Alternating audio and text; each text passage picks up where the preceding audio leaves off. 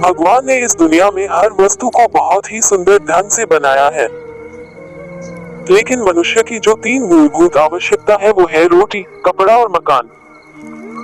इन तीनों में देखा जाए तो सबसे पहले रोटी आती है, क्योंकि बिना रोटी कुछ नहीं हो सकता। भूख सबको लगती है। इसी भूख को मिटाने के लिए सोनू भी बड़े दिन से इधर उधर भटक रहा था और ये कहानी इसी सोनू और रोटी के मिलन की है।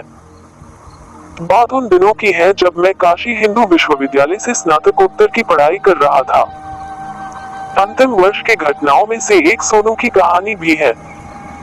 सोनू एक छोटा लड़का जो अक्सर मेरे हॉस्टल के पास खेलता दिख जाता था, लेकिन वो कहाँ रहता था, उसके माता पिता कौन थे, नहीं पता था।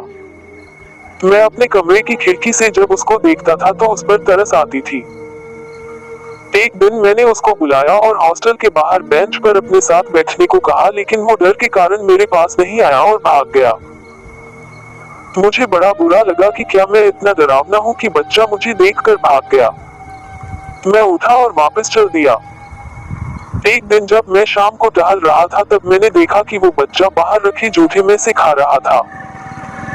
ये देखकर मुझे बड़ा अफसोस हुआ कि आज जिन लोगों को भोजन मिल रहा है वो उसको नुकसान कर रहे हैं और भूखे पेट रहने वाले आज भी भूखे रह रहे हैं। ये सब देखकर मेरे आंसू निकल गए और मैं उस बच्चे के पास जाकर कहने लगा, बेटा ये क्या कर रहे हो, इस झूठे खाने से क्यों खा रहे हो। ये सुनकर वो बच्चा रोने लगा और मुझे पकड़कर रोने लगा। मैं भी भावुक होकर अपने आप को संभालते हुए उसको अपने हॉस्टल रूम में ले गया और उससे सब कुछ पूछने लगा। भूख के कारण वो अजीब सा दिख रहा था और देखकर लग रहा था कि उसने कई दिनों से खाना नहीं खाया था। सबसे पहले मैं उसको खाने को कुछ बिस्किट दिया और पानी पीने के बाद उसकी जान में जान आई। मैंने पूछा, बेटा आप कौन हो और इस हॉस्टल के पास क्यों घूमते हो। ये सवाल सुनकर उसने कहा, भैया मेरा नाम सोनू है और मैंने कई दिनों से खाना नहीं खाया है, क्या आप मुझे खाना खिला सकते हैं। ये सुनकर मैंने अपने हॉस्टल के मेस में फोन लगाया और खाने के लिए कहा था। पता चला कि आज मेस बंद है और आज खाना नहीं मिलेगा। ये सुनकर मुझे बड़ा दुख हुआ। मैंने तुरंत सोनू से कहा कि बेटा चलो हम बाहर खाना खाएंगे। ये सुनकर उसने कहा, भैया मैंने कई दिनों से खाना नहीं खाया है, बस एक रोटी खिला दीजिए। ये सुनकर मुझे बड़ा आश्चर्य हुआ कि बस एक रोटी की भूख। बिना समय गंवाए मैंने सोनू को लेकर एक होटल में पहुंचा और वेटर को खाना लगाने के लिए कहा। वेटर ने खाना लगाया और सोनू और मैंने खाना खाया। सोनू के चेहरे पर दिख रही संतुष्टि देखने लायक थी। खाना खाने के बाद हम दोनों घाट पर जाकर बैठ गए और सोनू ने अपनी पूरी कहानी बताई। सोनू दरअसल एक अनाथ बच्चा था जिसने कुछ दिन पूर्व ही अपने माताजी को खोया था। पिताजी बहुत पहले ही उसके जीवन से जा चुके थे। माताजी की मृत्यु के बाद उसको कुछ समझ नहीं आया कि वो क्या करे, बस भटक रहा था।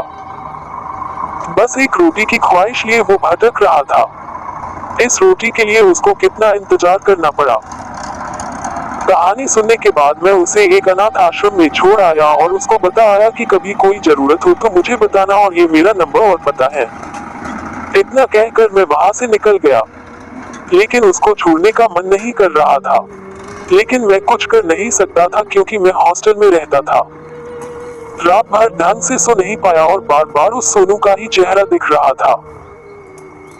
कब सुबह हो गया पता नहीं चला। मैंने सोचा चलो सोनू को देख आता हूँ और रास्ते में यही सोच रहा था कि कुछ दिन उसे अपने पास ही रख लेता हूँ और वार्डन से बात कर लूंगा। मैं खुश था कि अब सोनू मेरे साथ आएगा, लेकिन ये खुशी थोड़ी देर में गम में बदल गई जब पता चला कि सोनू की देर रात मृत्यु हो गई। दरअसल भूख के कारण जो झूठा वो खा रहा था उससे उसको इन्फेक्शन हो गया, जिस कारण उसकी मृत्यु हो गई। ये सुनकर मैं रो पड़ा और सोनू की अंतिम यात्रा के साथ सोनू मुझे छोड़कर हमेशा के लिए चला गया। इस बात को 10 साल हो चुके हैं, लेकिन आज भी अगर कोई खाना छोड़ता है या बर्बाद करता है तो मेरा खून खौल उठता है और उसी सोनू का चेहरा दिख जाता है। उम्मीद है कि आप लोग भी रोटी की कीमत समझे और अन्न ले उतना थाली में जो व्यर्थ न जाए नाली में।